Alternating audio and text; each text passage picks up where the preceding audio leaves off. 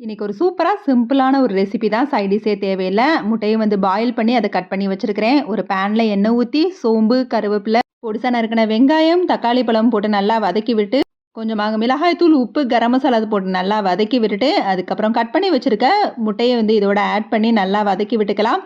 மசாலோட ஒரு நிமிஷம் பெரட்டி விட்டுட்டு, கொஞ்சமா மல்லித்தழையும் தூவி, முட்டைக்கு மேல கொஞ்சம் மிளகாய் தூளையும் தூவி ஒரு 2 நிமிஷம் நல்லா பெரட்டி விட்டுட்டு ஸ்டவ் ஆஃப் பண்ணிக்கலாம். இப்போ ஒரு பவுல்ல முட்டைய உடைச்சு ஊத்தி, அதோட உப்பு, மிளகுத்தூள் போட்டு நல்லா கலந்து விட்டுட்டு, சப்பாத்திக்கு தேய்ச்சு வச்ச மாவ இப்ப தோசைக்கல்ல போட்டு லைட்டா பெரட்டி எடுத்து, லைட்டா வெந்ததுக்கு அப்புறமா ஒரு சைடு வந்து இப்ப ஒரு கிண்ணத்துல ரெடி பண்ணி வச்ச முட்டைய வந்து உடைச்சு ஊத்துனத இதோட ஆட் பண்ணி, நல்லா சப்பாத்தி ஃபுல்லா வர மாரி ஸ்ப்ரெட் பண்ணி விட்டுக்கலாம். இப்ப நம்ம வதக்கி வச்ச முட்டை மசால் கலவையும் இதோட சேர்த்து நல்லா ஸ்ப்ரெட் பண்ணி விட்டு 2 பக்கமும் பரட்டி எடுத்துட்டு கடைசியா இது மேல பெப்பரை தூவி விட்டுட்டு எடுத்துட்டோம்னா சூப்பரான ஒரு ரெசிபி வந்து ரெடி ஆயிரும். இதுக்கு சைடிஷ்னு எதுவுமே தேவையில்லை. அப்படியே நம்ம ரோல் பண்ணி சாப்பிடலாம்.